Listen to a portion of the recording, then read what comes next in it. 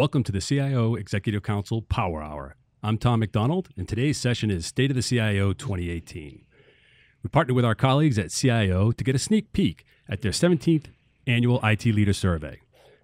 The survey in full will be available on CIO.com on January 24th, 2018. But in the meantime, we've assembled a terrific panel of IT leaders, two highly accomplished, forward-thinking CIOs, to provide some real-world perspective to the data we'll be sharing today. Joining us are council members Christy Grinnell, CIO and VP, IT and Supply Chain at General Dynamics Information Technology, and Ron Guerrier, CIO at Farmers Insurance. We're happy to have them on board, and we're particularly excited to be streaming today's Power Hour session on Twitter from our IDG studios for the first time. And we'd love to have you join in on the conversation. You can follow along on the Twitter hashtag State of the CIO and post any questions or comments you might have for us there. And now I'd like to introduce our special guest host who will lead today's conversation, the publisher of CIO, Adam Dennison. Welcome, Adam. Thanks a lot, Tom. And I want to personally welcome Christy and Ron for being on this webcast as well. I know you're going to add an awful lot to the discussion, so welcome aboard. Thanks for having me. Thanks. So as Tom mentioned, this is our 17th annual State of the CIO survey. Many of you are probably familiar with the survey. For council members out there, this is very highly tied to our future state model, and you'll see some areas in there that we cover as well. So just real quick, from a numbers perspective, we have over 1,000 respondents to this study, 750 plus of which are global heads of IT, so not necessarily carrying a CIO title, but they are the top IT decision maker in their business unit, division, location, or enterprise-wide. And then we have 250 line of business respondents as well, and I'll let you know where we have a compare and contrast between a line of business as well as the IT respondents. So with that, let's go ahead and get started. So the agenda we're going to go through today, and what I'm going to be doing here is stopping at every one of these natural breaking off points, and I'll be asking Christy and Ron for their feedback, what they're seeing in the market, what's happening at their organizations. First thing we're going to do is track the KPIs. Basically, who do you report to? How long have you been in your current role? And then we also look at the archetypes, and that's where it gets into the future state, where we look at, are you a functional, a transformational, or a strategic CIO? And we're going to track that back to 2009 and show some trending there. Then from there, we're going to move into some budgets and investments, get a sense of what's on CIOs' minds, what's on line of business minds. Are they aligned? Are they not aligned? Get a look at the IT business relationship, and then we'll finish out with some kind of futuristic types of discussions, what we see kind of happening in the future role of the CIO. So with that, from the KPIs perspective, let's just dig right into this. We're going to show trending here back to 2008. Again, this is our 17th annual study, but really in that 2008-2009 timeframe around the Great Recession, obviously is when a lot happened. So we're only going to show trending right back into that timeframe now. And reporting into the CEO is tied with an all-time high right now that we saw back in 2009, right before the recession. You can see we obviously had a little bit of a dip off of that into the 2012 timeframe, kind of moving back into the CFO. And then as we kind of thaw out, and now the economy is doing much better, moving into 2018, 47% are reporting into the CEO. If you break that out by enterprise and SMB, enterprise being 1,000 or more employees versus SMB, you can see it's obviously a lot more within the SMB, and it makes sense just given the hierarchy and the layers that you have within an enterprise organization. But there's a healthy gap between that of the CEO and the CFO, and then we move on down into COOs and corporate CIOs in that regard. When we take a look at the tenure, this is always an interesting data point we have here. I spent about half of my time with IT leaders, about half of my time with the vendor community. And this is an area that the vendor community tends to think that it's a lot tighter, right around that maybe 3 or 4 year span. And as you can see here, from 2012 on through 18, we're well above 5 years, and we even hit a 6.5 year clip back in 2016. And I think this makes sense as technology is being leaned on, moving to the center of business, being looked at to help drive innovation. We're seeing a lot more from a tenure standpoint, and if you're reporting into the CEO, I think they want to have stability at the top. And so I don't think we're going to see any shifts in here moving downward over the next few years. I think we'll only see it moving back upward closer to that 6 year mark. Now, this is an interesting sort of paradox that we see within the role of the CIO right now, and this has really held true and been sort of a benchmark of this study and overall the CIOs I speak to for a couple of years. We ask a couple of simple questions this year, and we're showing you right now as the folks that strongly agree or agree. 88% of heads of IT are saying their role is becoming more digital and innovation focused, which is great. But yet 73% are saying it's more challenging to find that right balance between innovation and operational excellence. So I think what we're seeing right now, the data shows it to us, and when I'm talking to CIOs out in the market, they are really walking that tightrope right now of driving innovation, growing the business, being closer to the customer, yet staying from an operational perspective, worrying about risk management, making sure that the back office is working as well, all the while they're trying to get closer to the customer and drive the business forward. This really, really shows true whenever we look at the core of the state of the CIO and what it's made up of. Simple question that we ask all of our respondents is, how do you best characterize the activity and the time that you spend within your role? And as you can see here, again, we're showing trending back to 2018. We share we give them 15 choices here, okay? And we give you 5 of them would equate to you being a strategic CIO, 5 a transformational, and 5 a functional. We don't tell the respondents what equates to what, and we provide it to them on a random basis. Really, as you see here, the transformational CIO, that has really held steady between 45 and 55% over the last 8 years or so. And it's really been in that functional and strategic area that we've seen a lot of movement. From 2013 back to 2010, that was really economy driven, right? We had the Great Recession. We started coming out of the Great Recession. You had projects get put on hold. A lot of staff get shed. Budgets got slashed. A lot of CIOs that were maybe working more in that transformational and strategic area had to retrench and go back into a functional role. And then really what happened from a 2013 to 2014, that was the year of the breach, and everything from 2014 over to 2018 has really been driven by security measures here. So what I'll show you next is the 15 choices that we provide, and then how that breaks down into someone being categorized as functional, strategic, or transformational. As you can see here, the way that we're presenting this to you, the number one area that they said that they're spending most of their time this year was security management at 54%. You can see that over in the functional area. Again, 17 years ago when we launched the study, we had security management bucketed as functional. By no stretch would I say that it's functional today. It's definitely more strategic and more needed. But the way that we have our trending, we don't want to take that out of there and then not be able to show you some trending here. This is the first year in my 10 years with the brand that aligning IT initiatives and business goals was not number one. And you can see it's very closely comes in at number 2 at 50%, but security management went up 13 points year over year. And the other thing we like to look at in the state of CIO is let's look out that windshield. And in this regard, we're looking out 3 years and saying, how do you want to be spending most of your time? Where do you think you'll be spending most of your time? Everything that's highlighted is going to be a 15 percentage point gain or drop.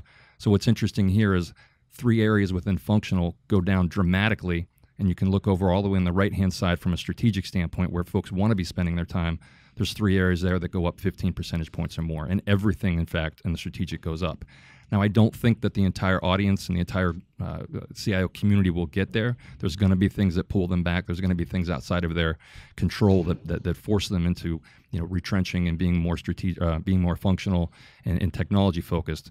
But the reality is this is where they want to get to, and this is where we're trying to help them get to. I think also from a security and an IT standpoint, what's interesting, 3 years ago, we wanted to get a sense of, okay, think about your IT strategy, and then think about your security strategy and how tightly aligned are they. And that's the top bar that we're looking at there. And in 2016, 37% of respondents said it's tightly aligned. That went way up last year to 51%, and this year it came in at 54%. And then when we again say, okay, let's look 3 years down the road, that comes in at 82%. So again, that IT security alignment, CISOs and CSOs working in more collaboration with their CIOs, whether or not they report to them, it's definitely being discussed a lot more up front, and it's a lot more of a strategic play than it was in the past. And I think the final point I want to look at here before I turn it over to get Christy and Ron's perspective and feedback is we wanted to ask a question around what is your CEO's top 3 priorities for you as a CIO in the coming year. We asked this of both a CIO audience, so the dark blue, and then as well as their line of business counterparts, that gray area. And again, you can see right here where that tightrope is being walked. They want them to, the first 3 areas that heads of IT are saying that they're being asked to focus is around security, driving revenue growth, and then leading a digital businesses initiatives. And if you look at the line of business side of it, they're saying from a security standpoint as well as a revenue growth standpoint. So again, really providing them with that challenge to walk that tightrope there. So with that, I'm going to go ahead and pause. Christy and Ron, everything that we've just kind of shared with you so far, can you provide us your perspective on that, what you're seeing at your organizations and what you're seeing in general in the market overall? Sure, absolutely. At GDIT, I've been with GDIT for just over 2 years, and as a matter of fact, this research that you've come up with, it's like you've read my strategy and my roadmap over the next 3 years. First and foremost, security is at the forefront of everything we do. We have to protect our data and our assets, and our customers expect that from us. You know, there's different regulations that we have to adhere to, but our customers have specific requirements in the contracts that we have with them in order to serve them. So this is absolutely top of mind for everybody in the company. And so we can't separate it as a security strategy and an IT strategy, but it all has to come together as one and just be everybody's responsibility. And it's discussions that we have at the boardroom as well. And from an IT focus point of view, you know, we have a digital transformation underway. We're doing that internally, but we're also, you know, right now this week, I'm actually with the CTOs of each of my business divisions, and we're working with a vendor right now and thinking about go-to-market strategies. And because I'm a CIO who happens to be the customer of our business, we sell to CIOs as well.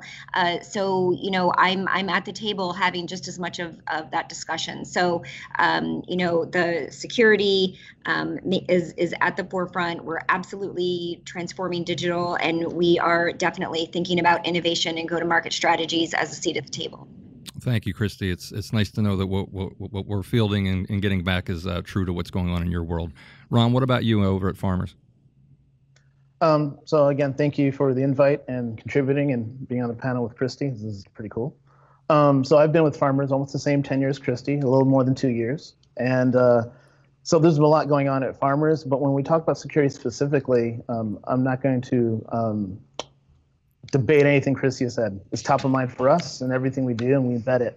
And it's not just owned by our information security team. Every person from a BSA on up to one of my executives, they have to understand the importance of protecting the data. That's non-negotiable. When it comes to kind of what we're focused on, we're a little bit in both camps. You know, clearly I was hired on to make sure the lights stay on, and a CIO's primary job is make sure the trains run. They have to run. Every Monday, you can't be telling your CEO that there's an outage. After a while, he gets a little tired of hearing from you. So we have to make sure the lights stay on, given. But the focus is also clearly a lot on innovation. There's a lot of investments going on in InsurTech, a lot of disruptors in the market, and we want to be part of that conversation, and where it makes sense, disrupt ourselves ahead of the curve.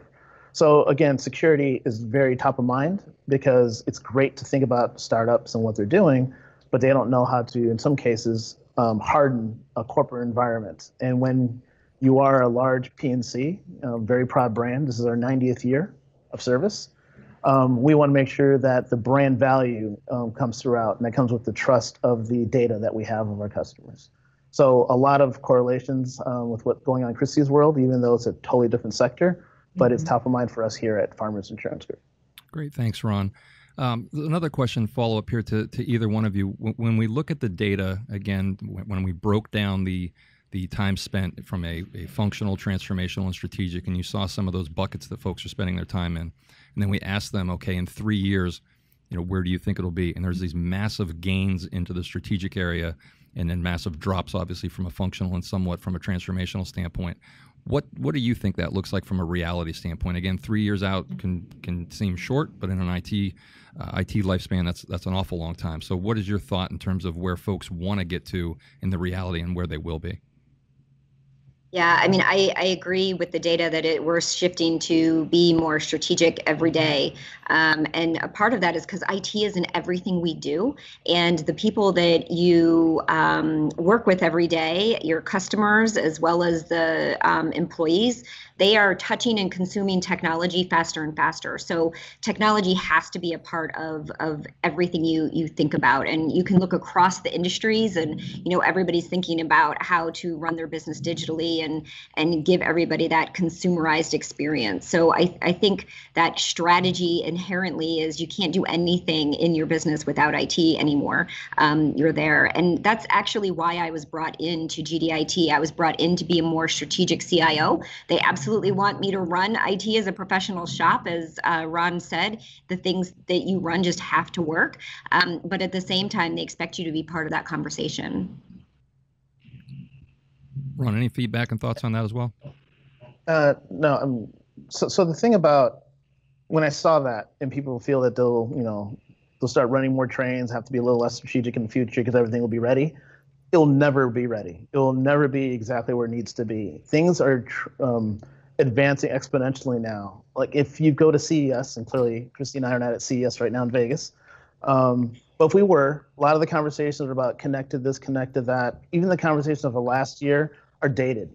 Things are just accelerating. So if I take my legacy systems, just say I magically do a wand and say, okay, now it's going to all be on the cloud. It's going to be this transformational stuff. There's a run and maintain of even when you go to the cloud. And there's a misnomer that now it's on the cloud and I'm on a release schedule, I'm good. And all I have to do is just keep my eye on the monitors. That's not true. You have to constantly question what's on the cloud, what is your strategy, because the consumer's expectations are changing. My competition on an iPhone is not another big insurance carrier. My competition are the Amazons of the world, the Zappos, it's that experience. And so I have to make sure that even though I've made the shift from legacy, how am I keeping up with those competitors on that iPhone that my customers use? So it's a constant thing. And for those who think that, well, I won't have to be, I'll be more strategic and I don't have to think about the legacy as much, it's a constant grind. And I think that's what makes this role exciting because it never really settles. And if you like that kind of stuff, this is the fun stuff for you. Yeah, if you want your role to be the same 5 years from now, you should probably move out of enterprise IT because that's not going to happen. That's right. Interesting. Let's move on now. Let's take a look at the budgets and investment drivers, and I think this is an interesting spot every year too. And this is where we bring in the line of business audience toward the back end of this segment here to get a sense of are there gaps between where line of business and where CIOs want to be spending that money from a business standpoint and from a tech standpoint. The first thing we want to look at, though, just last month, we were able to get a poll out to about 350 to 400 CIOs to get a sense of are your budgets going to increase, decrease, or remain the same over the next 12 months. As you can see here, we're showing trending all the way back to November 10, I should say. And really, since the January 12 time frame, it's really been hovering around that 50% mark, even up to the 60% mark back in May, saying their budgets are going to increase. Well, we saw a bit of a drop back here from 59 to 50% overall. But when we broke that down again from an enterprise or an SMB perspective, it was a little bit cooler in the SMB at 45% increase and 57% still right up around that 60% mark on the enterprise side. The good news, I think, here, though, is on the decrease, it's still well down there around the 10% mark, and it was really in that remain the same area that we're seeing some movement out of the increase bucket. Now we look at 5 or 6 years ago, certain analysts started to really want to get a sense of how much budget sits outside of a CIO's and a central IT control and how much of it sits within a line of business. And there's been many articles and many stories written about this, a lot of headlines around it. So we started to put our own numbers around this as well. And so this year we asked a simple question again, how much of the budget sits outside of centralized IT? As you can see, 55% is within IT right now, so though 45% is outside. That's nominal and up from last year. It was 54%. We've really been seeing that number hover between 55 to 68% that'll reside within central IT. And then even again, when we say 3 years from now, they're saying it's about 57%. And most of the CIOs I talk to have no issue with budget falling outside of IT. And again, as technology permeates a business, moves into all aspects of a business, it makes sense that those different lines of business owners, those different constituents are going to carry a budget. It's, are we working together? Are we being collaborative? And I think that's the drumbeat we're going to see definitely in the data here, and hopefully from what we hear back from Christy and Ron from a collaborative standpoint. Just to get a quick sense of where do those budgets reside, it's really spread out evenly, right? Marketing, operations, finance are the first three. Again, 3 years from now, they don't change a lot, and those will be the next ones as well. Now, this is a new question we posed this year. So we said, okay, now think about those different business units. And when they're going to spend their money on a specific technology product or service, how is the budget going to be, where's the budget going to come from, and how's it going to be oversought and shared? So in particular here, the dark blue is the top result. So if you look at administrative, engineering on down to marketing and sales. Primarily what we're seeing here is shared budgets, right? So a lot of times this is what we call a federated type of a model. So you'll have centralized IT, they'll have their own budget, they'll have their own staff, they'll have their own people, but then there's budget that sits out within specific lines of businesses as well. There might be some liaisons, some business relationship managers that cross between those two groups, or architects that cross between them, and there's folks that might have dotted lines, but it's essentially a shared budget throughout on any given initiative, and that number can go up and down what's based on what's happening from an overall standpoint. Then we also wanted to look at from an external customer standpoint, and this is really going to set up the next couple data points we look at around business drivers and tech drivers. A couple of years ago, we're hearing an awful lot at our CIO events that we go to. We're having a lot of CIOs talk about how they're meeting more and more with their external customers. They want their direct reports to be able to meet with external customers, even on down to the staff right now, which is definitely a great place to be and a challenging place to be. But we ask a question in terms of how often are you meeting with your external customers? As you can see here, from a frequently or occasionally standpoint, CIOs are at 71%, either frequently or occasionally, and that number's really held true for the last couple of years. Lines of business overall was at 74%, and if we break down line of business and look at the different groups that responded in from the study, it's sales that had the most external focus, which certainly makes a lot of sense. And then again, when we look and say, okay, what about 12 months from now? CIOs at 2/3 expect to increase the amount of time that they're spending with their external customers.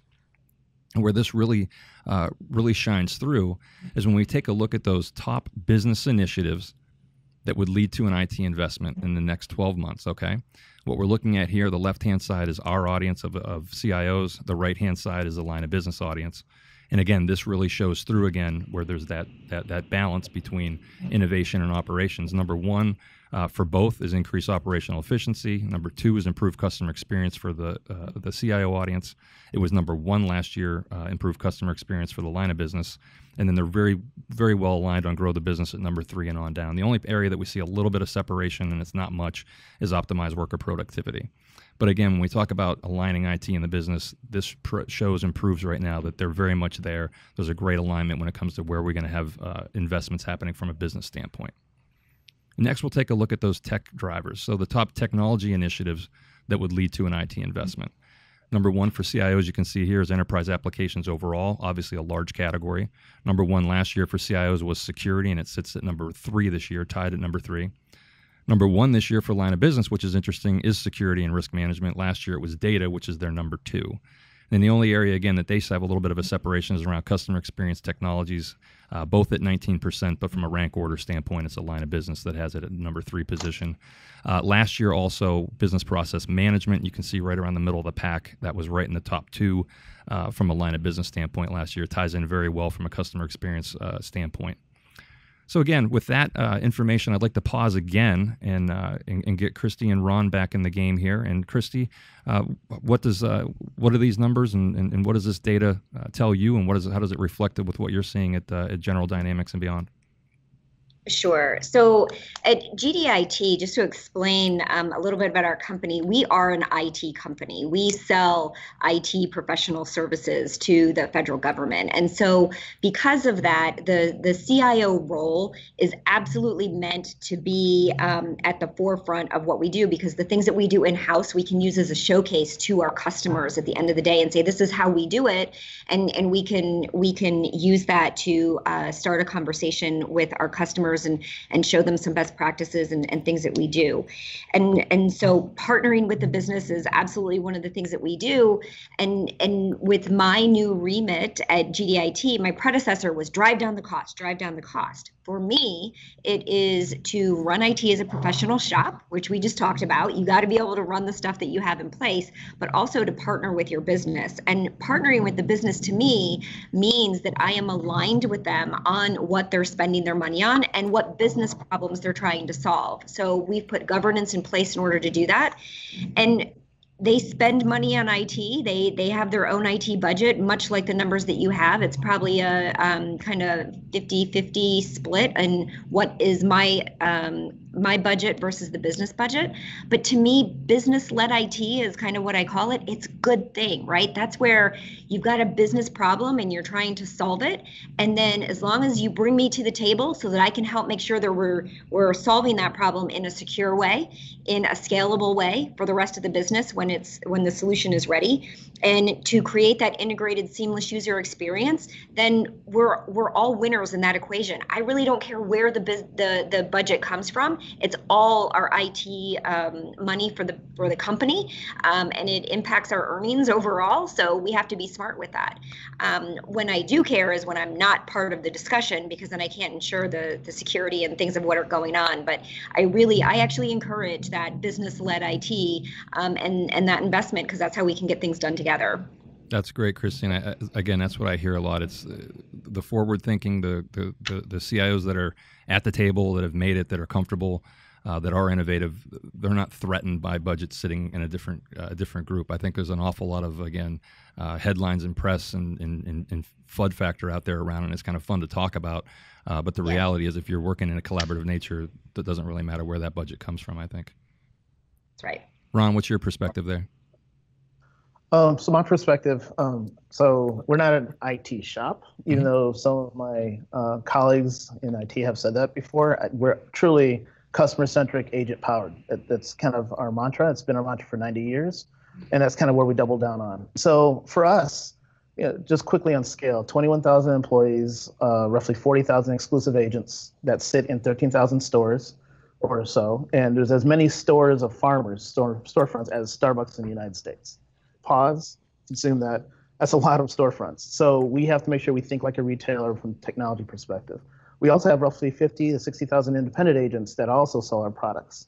And it's a very hyper-competitive market, so our systems have to be up at all times. So the reason I give you that backdrop is that the way that we constructed our IT shop is that we have head of IT that are for each line of business. They sit in the business meetings.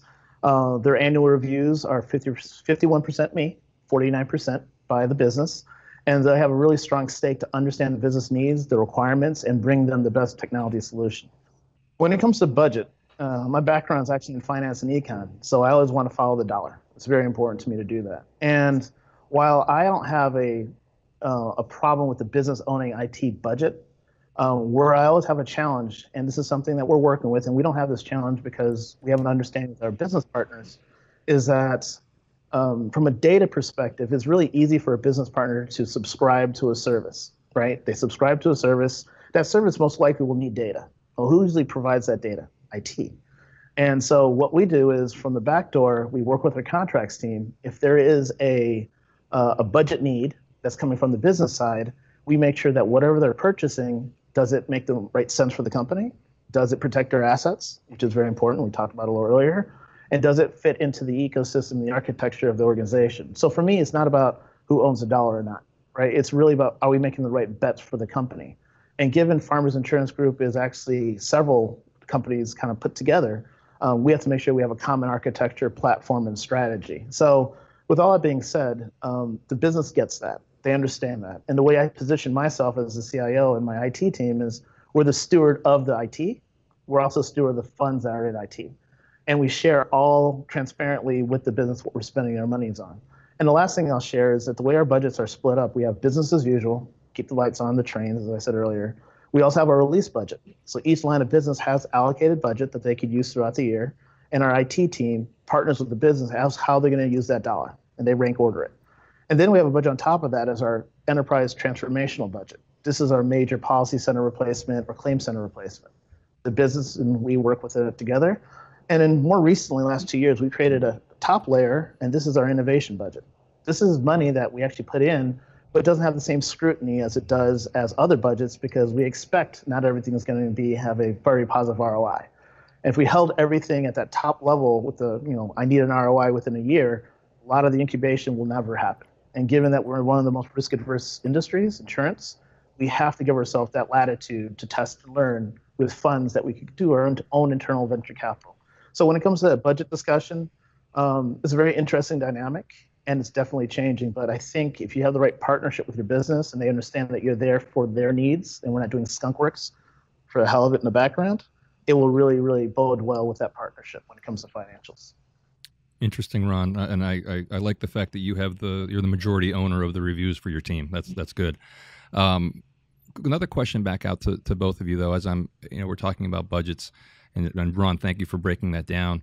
When you think about a savings, right? So if you can do through vendor contract negotiations, or you move to the cloud, you outsource and get a great savings, or you virtualize the heck out of your data center and get a great savings, what happens with that savings? Are you able to reinvest that money back into to IT, back into the business, or does that money just go straight to the bottom line? Or does it vary based on what's happening in your world at that time and in your numbers and the economy and things along those lines? So for me, similar to Ron, we have that business as usual, or kind of keep the lights on budget. That's the money that you need just to run everything that you have going on, the operations and maintenance. And then we have what we call our discretionary funding, which is the projects that we do. And some of those are much more transformational. Some of them just help to grow the business in some way. And we actually use our governing body to prioritize that.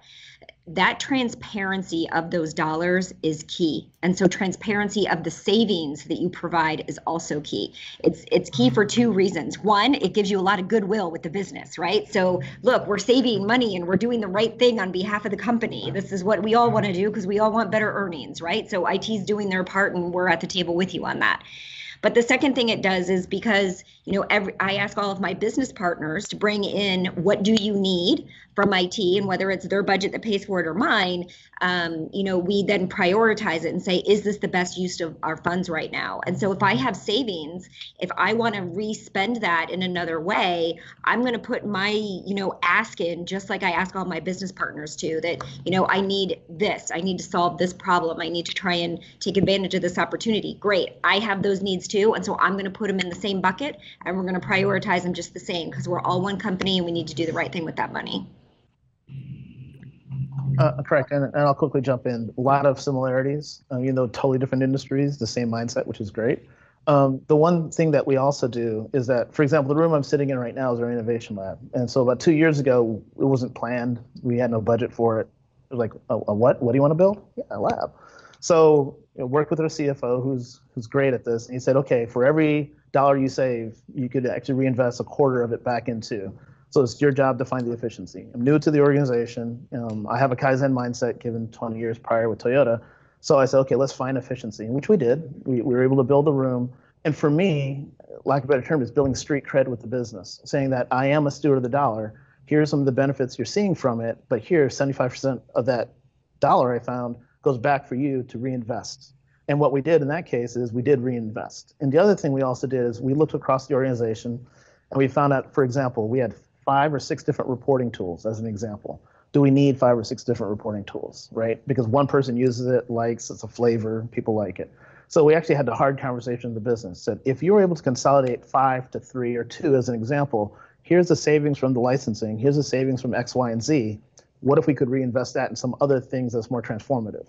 And when you present in that manner, it really goes a long way. Or sometimes it just goes back to the bottom line because we have to hit a number for the quarter. So it is having that dialogue and sitting in the room. And I would say one of the first best friends that you should make, in the role, clearly the CFO. He should be your buddy.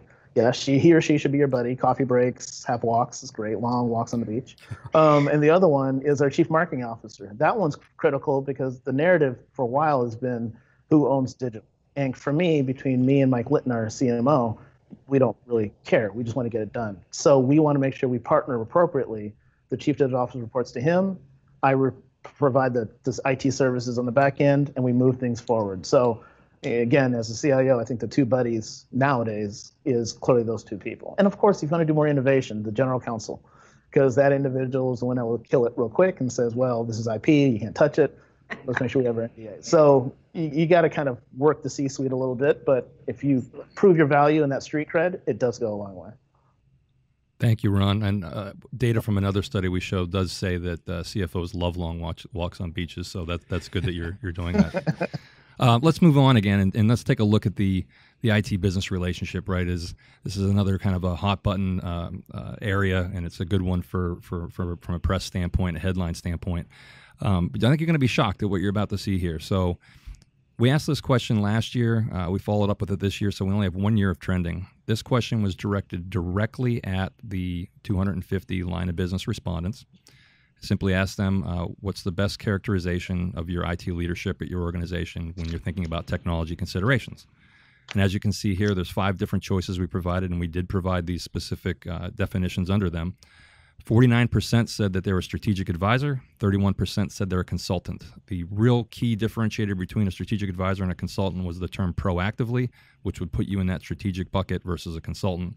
But I think what's staggering here is last year when we asked the question again for the first time, 63% were combined in that strategic advisor or consultant role.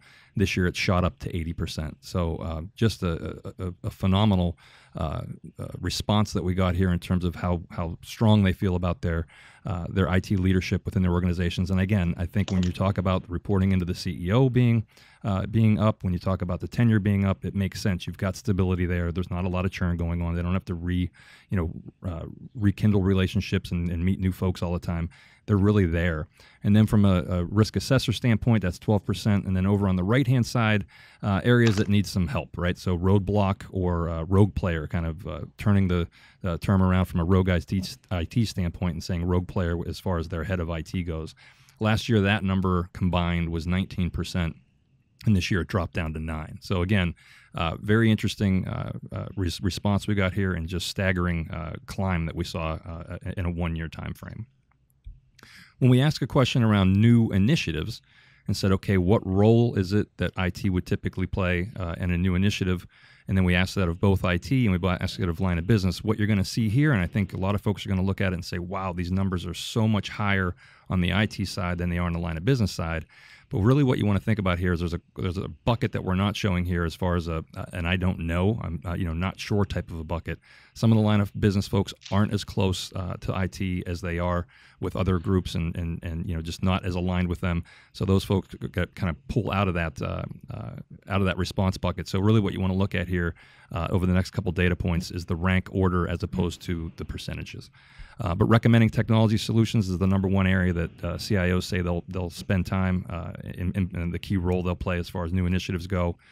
You can see the number one area is develop technical requirements is what line of business would say. Again, folks, though, the real key here is the alignment's there. The area that we saw some separation again, perform system testing and QA for new technology. That's the number 2 area for line of business. It's down around number 7 for that of IT. But really, when you look at those top 1, 2, 3 areas, they're all bunched in there nicely together. Then when we look at a line of business or department purchase, and then we say, okay, what's the role that IT is going to play within that, and it's going to be funded specifically by the line of business. This is, again, where Christy and Ron both talked about from a collaborative nature. It's shared project oversight that they have both on the IT side and the line of business side at almost 50%. You can see about 1/5 of them. It's advisory, so there's a little project oversight. They provide input just when it's upon request from the line of business. About another 1/5 say they have complete project oversight, so it's being funded by that business unit, but we're going to oversee everything. And then there's 14% that say it's not applicable. IT controls everything. There is no such thing as shared initiatives overall. And then you can see 71% of CIOs are saying that they're definitely being asked to be in a more collaborative IT fashion than they have been in the past. When we ask the question around specifically digital, again, that's still a very hot topic out there. The single most important role, so you get to choose one here, that your IT org would play in a digital transformation. This is where, again, a little bit ambitious from a head of IT CIO standpoint. Again, that's the blue number. Their number one response, 37%, is we're the innovators. We're going to drive the innovation. About half of that is from the line of business says, 19%, that's where they're playing. Line of business says it's primarily in the technology area. Identify which technologies we need to lean on and which ones we need to adopt.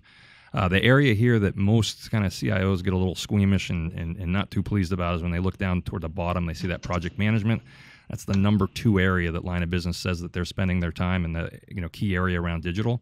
But I think the key here is when we did a cross tab here, of that 22%, there was an overwhelming amount of the folks that were in that 9% roadblock rogue player that sat in that area. So that's where those troubled relationships that are at. That's where they're kind of showing up as far as this question goes.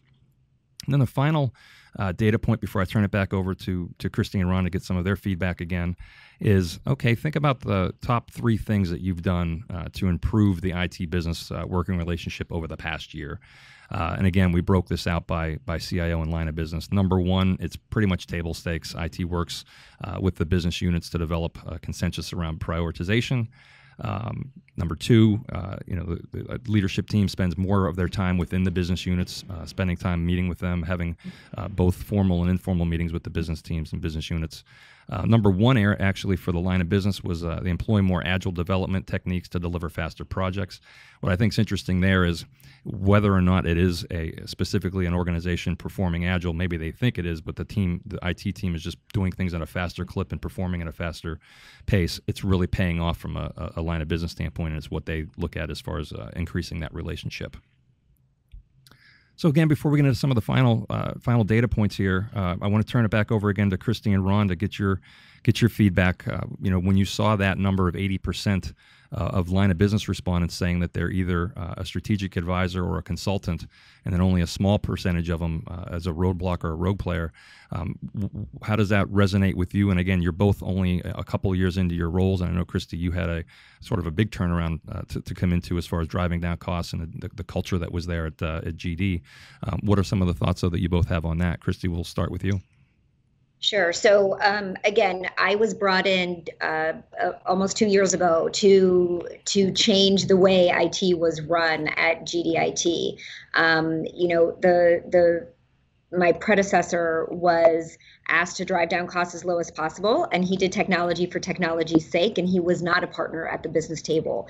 And that the executives could clearly see that that's not the way they could continue, and they needed to change that. So I was brought in specifically to transform the IT shop, to run IT as a professional shop, but also to partner with the business. I had done this in 2 prior companies, and that's why I was brought in. They wanted me to be strategic. They wanted me to partner. They didn't want me to do technology for technology's sake. And, there were two real changes here that we've been driving in our culture as a company. And it's not just within my IT organization. But the first one is that, I ask every business partner, don't tell me what sexy tool you want, because most of them will give you the name of the tool that they want. But instead, tell me what business problem you're trying to solve, because that's how I can be a really good business partner, right? Is figuring out what it is. Because oftentimes they'll tell you what problem they're trying to solve. And as then you start to peel back the onion, that actually wasn't the problem. That was the Band-Aid, and you're actually really trying to solve a different problem. So, it's being that business partner, really understanding the business helps us to get to the right solution, and then they're happier at the end of the day. The other big cultural shift is, that roadblock where IT is considered the party of no. No, we can't do that. That's not secure. Or no, we can't do that. We don't have any money. Or no, we can't do that. It's too hard. That is something that we're changing. And so I've asked my team that, instead of saying no, and being that party of no, instead ask the question, how can we do this securely? And if we could answer those questions, what business problem are we trying to solve? How can we do it securely? Then we know we're being more strategic. We know we're being more mindful of the business, and really being that partner at the table. We are running our digital transformation. I just want to touch on this real quick. That's absolutely something that I've been tasked with. They knew that coming in, that they wanted me to do that. And, but again, because of the business partnership, we're not taking it as a technology project. We're breaking it down to the most fundamental level. It's not about the tools that you put in place, and it's not about just digitizing or automating something. We're actually fundamentally looking at our business model, our business architecture, and we're breaking that down and saying, how would we do business differently as a digital company? And that's a very different conversation than that roadblock, or technology for technology's sake CIO. This is, again, a strategic business partner who's really trying to change the way we do business. Thank you. Ron, before you respond, I have a follow-up. Christy, obviously you've been brought in to do a massive change or turnaround, if you will, at GDIT. Can you share with us, it's been about 2 years, what % of the overall team that you inherited has been able to make that leap with you and is willing to change and go along for the ride? Yeah, we're probably at about 50-50 now, and it's not that everybody has left the company or even left IT, but that we might have had to change their role in IT because the role that they were being asked to do before was not the right role for them with the new transformation that we're trying to drive. So we're trying to we came in, we did skill assessments of our team, understood what they were good at, what they weren't good at, where they might need some training, and where they wanted to go from a career perspective. And we either helped people to get into the right role in IT, or we helped people recognize that maybe this change was going to be too hard for them and they should look elsewhere. And, we're an IT professional services company. So I'm fortunate that we might have had other roles outside of IT in other parts of the business that they could go to. Or we did coach some people out to maybe take a different role outside of the company as well. Great. Thank you for sharing. Ron? So kind of with Christy, there was a transformation that I was brought on to continue in some cases. And there's three things that Jeff, my boss, our CEO, kind of asked of me. One is bring in a culture of innovation. Start thinking differently, get rid of the orthodoxies. Just because it was done this way, why do we have to do it that way? So continue and kind of get us moving in that direction. The other one is the legacy stuff. We have a lot of legacy replacements. The awesome thing as a CIO is you come in and the investments are being made. Your job is to make sure it's executed properly and expeditiously and all that. So over $500 million as an example is replacing our claims and our policy system. So that's underway right now. And the third one is that business relationship that we spoke of earlier. And so for me, the kind of my first, again, 2 years ago, almost this month, had my first town hall, and I talked about these 5 E's, and I'll quickly highlight them real quick. And this is the role of IT in an enterprise. One is exploration. Our job is to explore what's next with the business, not always for the business. So that we have to bring them to the conferences, we have to have the dialogue, but there is this what's next component of that. The second one is engagement. We can't all be propeller heads sitting on a floor, never engaging the business. Our job is to be in the meeting, in the moments, and actually lead in the moments. If there's an opportunity, let's talk to it and build up our credibility. An example of that is we have agent achiever clubs. We bring all our top agents every year for a couple of achiever clubs. And for many years, IT was not part of that conversation because they felt that IT was a blocker, was not even invite them to the achiever clubs. In the last 2 or 3 achiever clubs, we're not only invited, we were asked to do essentially like a science fair. We actually had a whole ballroom set up, all the new technologies that we're working on, some in proof of concept, some actually in deployed, like drones, VR, AI, all the things we're working in connected home. We actually showed the agents that IT is not only here, but we're here as a competitive advantage. So the engagement was very important.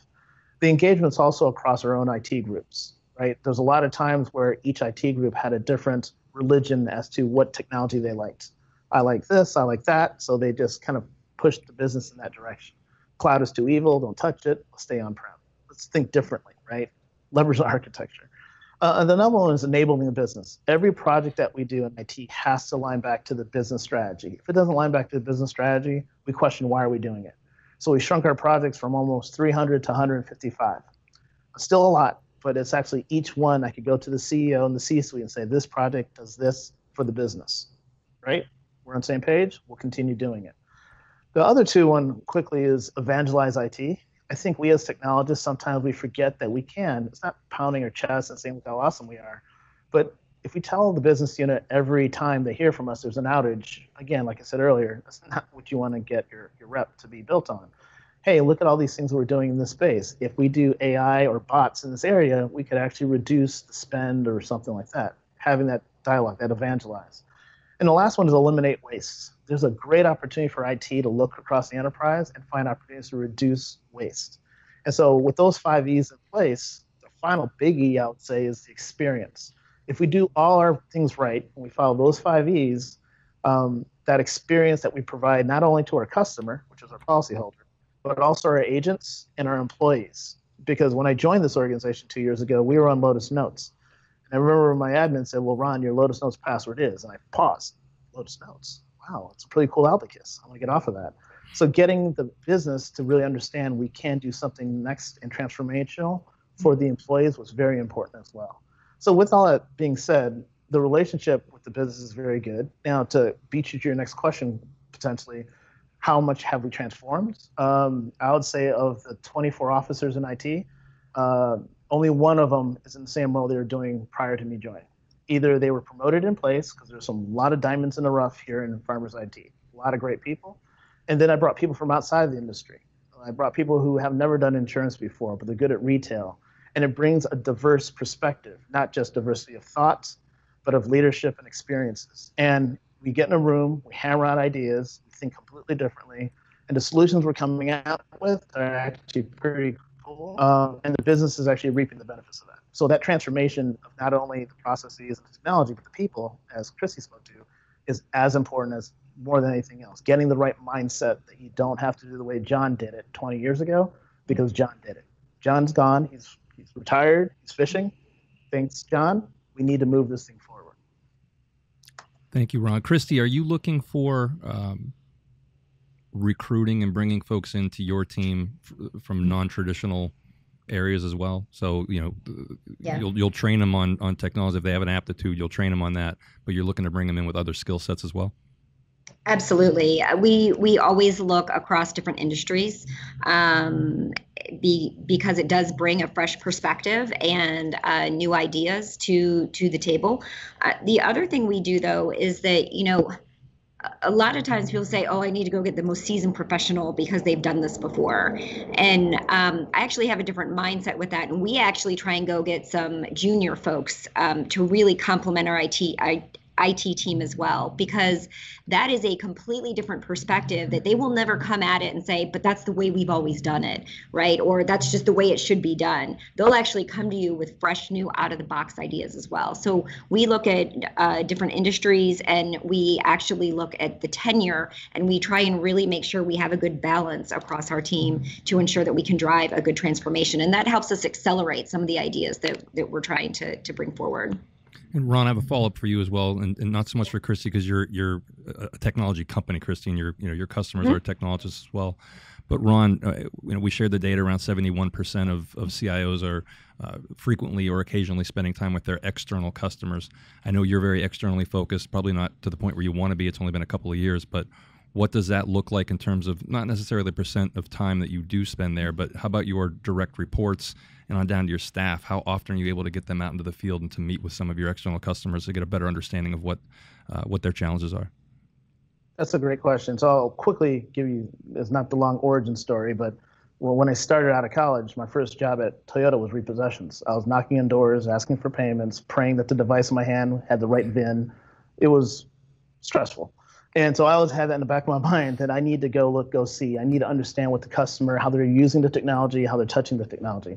So when I started, I met with different agencies. There's different ones, large ones, small ones, medium ones, different understanding of technology. So I had a lot of those road trips, and my staff does the same. The interesting thing about Farmers Insurance, or any insurance, but Farmers Insurance specifically, is very customer-centric, extremely customer-centric.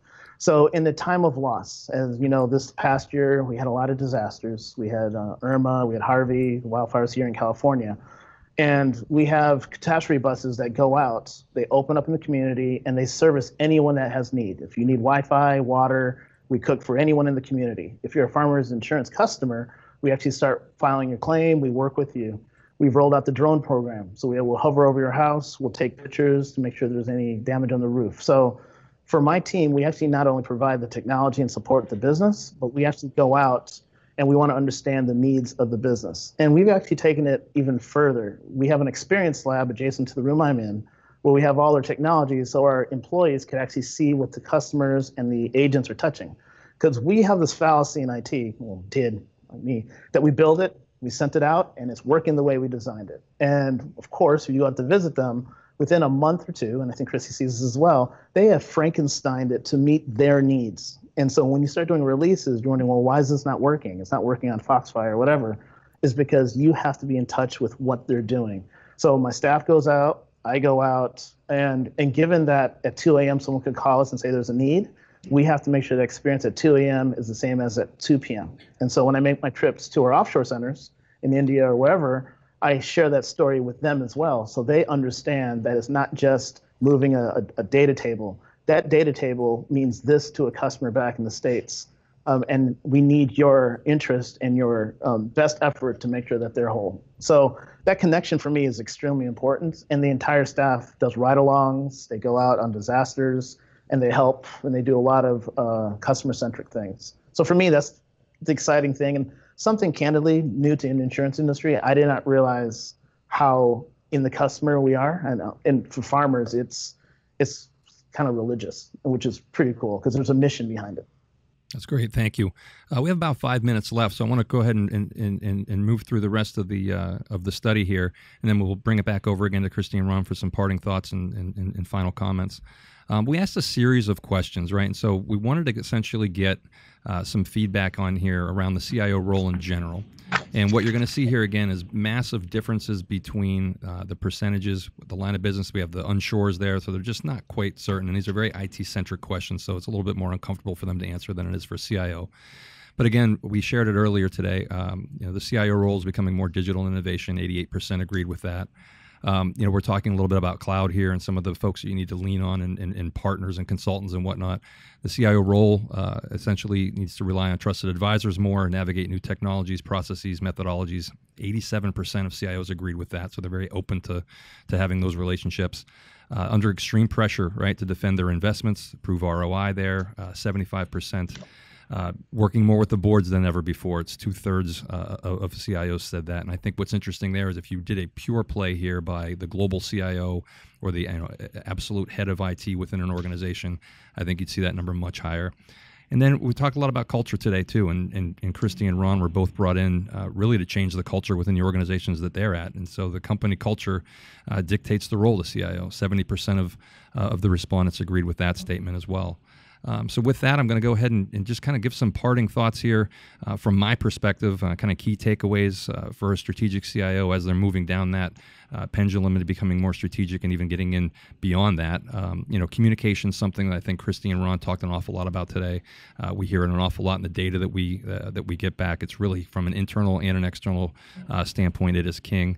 Offloading, again, from a non-strategic standpoint, again, Christy mentioned that maybe the folks that remained on her team, their role changed, and if we're able to make that leap. So if you can offload some of those more mundane tasks and have people work on things that are more business related and customer related, let's go ahead and move down that path. Ron, you brought up the VCs. We didn't even get into it. We can have a whole power hour on VCs and how important it is to work with them, understand the startup community, what's next for you, how can you gain an edge, how can you help them kind of craft their businesses and products that you're going to lean on.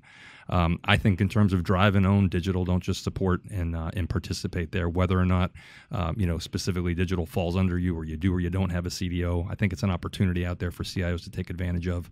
And it's something we're talking an awful lot about at the CIO Executive Council, and you'll hear a lot more about in the coming weeks and months, is becoming a true corporate officer, even moving beyond that of a strategic CIO, sort of that rarefied air. We're seeing some move from CIO into COO type roles, but really becoming that true corporate peer out there. That's something that we're going to try and help our members and our audience move toward again in the coming years. So again, with that, I want to turn it back over to Christy and Ron if you have any final thoughts, parting comments, and then I'll turn it back over to you, Tom, to see if we have any questions from the audience. Sure. So first of all, again, I just want to thank you for having me be here. It's always exciting to get in these dialogues, and I'm going to go first thing after this and hook up with Ron on LinkedIn so that he and I can share some secrets here. But my parting thoughts is, first of all, technology is the easy part in everything the CIO does. It's really about your ability to change that culture, to influence the conversations at the strategic level. And that is really the exciting part. So I actually think there's no more exciting time to be in IT other than now, where, the CIOs are being brought to the table and they're being asked to be a part of these really, heavy business strategic decisions. And while it's challenging and it's stressful, it's exciting. And that's the thing that I think we all need to keep in mind, is that I think we're all very fortunate to have these types of jobs where we can really make a difference every day in what we're doing in our business. Thank you. Greatly stated, Christy. I appreciate that. And I'm waiting for that LinkedIn, by the way. I haven't gotten it. Yeah, that sounds good. Quickly, and there's a lot of parallels to what Christy said, so I'm not going to repeat those. But again, for me, it is, again, an exciting time to be in technology. And so we do a lot of things with STEM programs. We do a lot of things to get the next generation up and coming and thinking about these are some really cool careers in this space. And some of the careers actually will propel you. Some people say, well, you want to travel. IT lets you travel. You want to learn a different industry. IT is embedded in everything that people do and say and all that. And so if you're a digital native and you really love technology, consider STEM. I'm always recruiting. We're not too far from Santa Monica, which is Silicon Beach. So we're constantly there at events, Tech Week LA, to get people jazzed and excited. And if you think about technology, clearly insurance is probably one of the things, like technology, insurance. There's a lot of fun things going on, use cases, everything you could think of, technology has a play. And the last thing I'll say is thank you for this opportunity again to have this conversation. I love the fact that 8% of CIOs are perceived as forward-thinking, strategic, consultative, as opposed to order-taking. A couple years back, it was always about taking orders, right? Remember that, Christy? So our job is evolving, and we're sitting in the board meetings, we're going to the board reviews, and the one thing I'll say to CIOs that are already doing it and those who are aspiring to, just be prepared. You will have to do a lot of presentations. It is a very important part of the role. It's probably not the funnest part after a while, but it's one of the most important. If you could tell your story and you could take the boardroom and sit them in with developers, have them understand the importance of technology, you've won. And if you're sitting in the room and they're talking technology and you're a phone a friend and they're saying everything right, you know you're doing a great job. So I'll leave it at that. And again, thank you for the inclusion into this conversation. All right. Thank you so much, Ron. And thank you as well, Christy and Adam. That's all we have time for today. We're at the top of the hour. We appreciate your insights. And a special thanks to the IDG studio team here that helped make this possible. This session was sponsored by the CIO Executive Council. If you'd like to learn more, visit us at council.cio.com, or you can find me on Twitter at CIOEC_TMcD. This concludes today's session. Thanks for joining us, and see you next time on the Power Hour. Thank you.